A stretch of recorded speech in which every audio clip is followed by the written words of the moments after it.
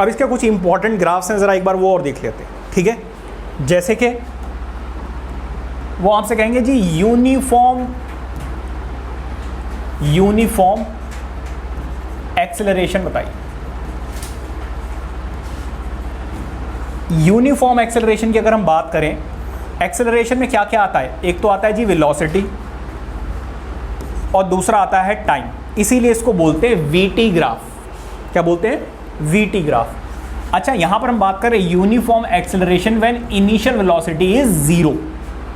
कब की बात कर रहा हूं?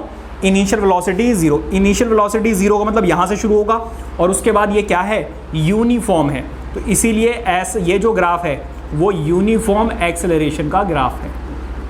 किसका ग्राफ है? यूनिफॉर्म एक्सेलरेशन का। Any problem? दूसरा जो ग्राफ है वो भी यूनिफॉर्म ही ग्राफ है, यूनिफॉर्म एक्सेलरेशन का ही ग्राफ है, लेकिन इस बार वो एक कंडीशन दे रहे हैं। क्या? कि इस बार इनिशियल वेलोसिटी जीरो नहीं है, शुरुआत जीरो से नहीं कर रहे।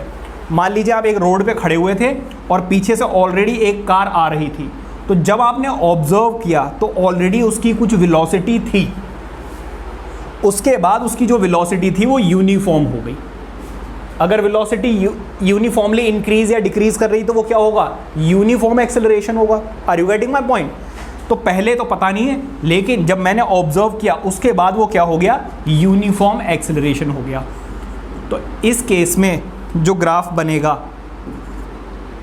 जरा ध्यान से समझना, उसने ऑलरेडी कुछ वेलोसिटी एक्वायर कर ली थी, ऑलरेडी उसकी कुछ वेलोसिटी थी, इस बार वेलोसिटी जीरो नहीं थी।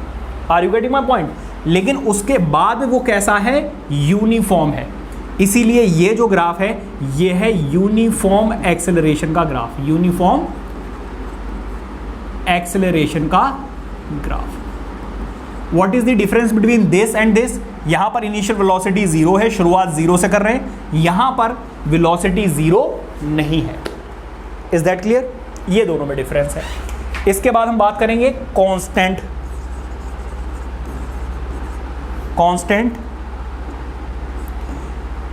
स्पीड। कांस्टेंट स्पीड कह दो, कांस्टेंट वेलोसिटी कह दो, दोनों का सेम ही रहने वाला है। कैसे होगा जरा देखिए,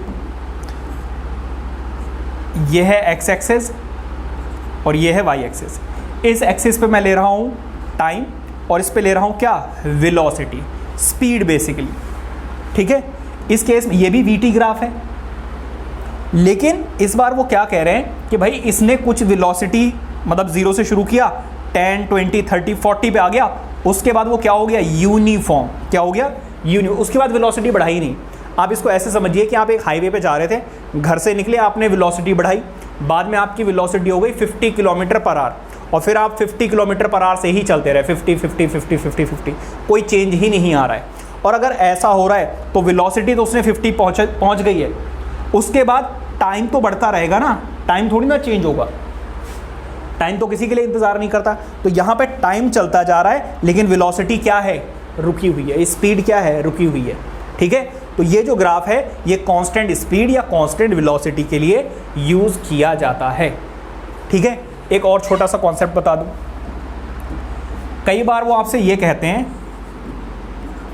कि कोई एक ग्राफ बनाए, let's say something like this, अगर इसके नीचे का एरिया मैं कैलकुलेट कर लूं किसी भी तरीके से, तो एरिया अंडर दी ग्राफ आपको क्या देगा? ये वेलोसिटी है और ये, तो ये जो ग्राफ है अगर आप इसका एरिया निकाल लें तो ये आपको क्या देगा?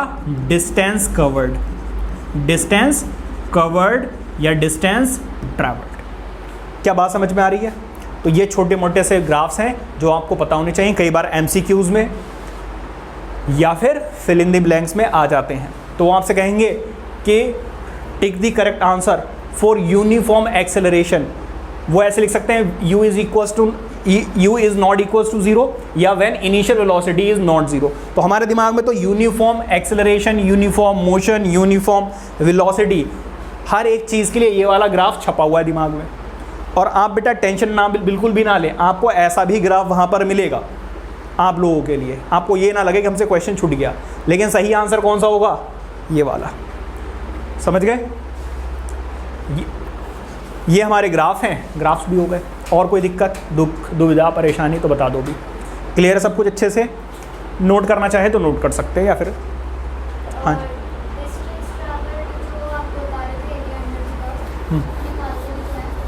हाँ हाँ क्वेश्चन में आएगा बेटा, बता दूं कैसे निकालते हैं? आपकी तसल्ली के लिए एक बता देता हूँ क्वेश्चन, ऐसा ना सोचे कहीं सर ने बताया नहीं। ये लो जी, इसके बेटा 50 रुपये अलग से लगेंगे, ये बात याद रखना। मान लीजिए ये है, ठीक है। अब यहाँ से ट्रैवल करता हुआ मान लीजिए वेलोसिटी है यहाँ पे 40, और यहाँ से यहाँ तक मान लीजिए टाइम 4 आवर्स है, और यहाँ पे मान लीजिए 6 आवर्स है। अब अगर आप ध्यान दें तो यहाँ से अगर मैं एक लाइन ड्रॉ करूँ तो ये क्या बन रहा है, एक ट्राइंगल बन रहा है, नहीं बन रहा है? इसका एरिया कैसे निकलेगा? Half base into height. तो ये आ गया जी 80 किलोमीटर, ठीक है। और यहां से यहां तक का ग्राफ कैसे, क्या बताएगा आपको?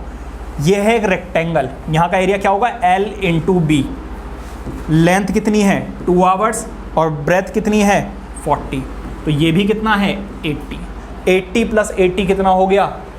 160 किलोमीटर। दोनों को ऐड कर दोगे, समझ गए? ऐसे निकालना है।